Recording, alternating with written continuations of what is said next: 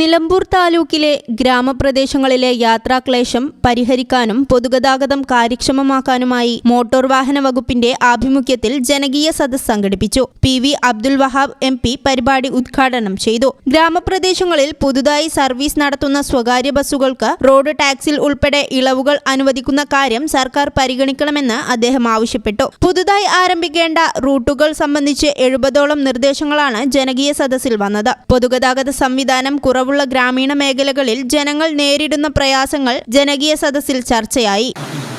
പക്ഷെ അതുണ്ടാക്കുന്ന ആഘാതങ്ങളുമല്ല നമ്മളിപ്പോൾ പടത്തിലായിട്ട് നമ്മൾ ബോധവാന്മാരായത് ആഗോളതാപനം, പരിസ്ഥിതി കാര്യങ്ങളൊക്കെ.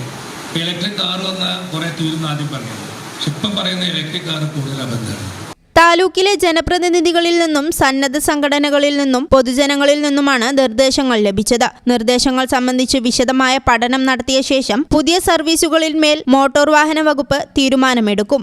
നിലമ്പൂർ മുനിസിപ്പൽ കോൺഫറൻസ് ഹാളിൽ നടന്ന ജനകീയ സദസ്സിൽ നഗരസഭാ ചെയർമാൻ മാട്ടുമ്മൽ സലീം അധ്യക്ഷത വഹിച്ചു. തൃത്താല പഞ്ചായത്ത് പ്രസിഡന്റുമാർ, മുനിസിപ്പൽ കൗൺസിലർമാർ, പഞ്ചായത്ത് അംഗങ്ങൾ, സ്വകാര്യ ബസ് സർവീസ് സംഘടനാ ഭാരവാഹികൾ, രാഷ്ട്രീയ പാർട്ടികളുടെ പ്രതിനിധികൾ, തൊഴിലാളി സംഘടനാ നേതാക്കൾ, സന്നദ്ധ സംഘടനാ പ്രതിനിധികൾ, പൊതുജനങ്ങൾ തുടങ്ങിയവരെ ഉൾപ്പെടുത്തിയാണ് ജനകീയ സദസ്സ് സംഘടിപ്പിച്ചത്.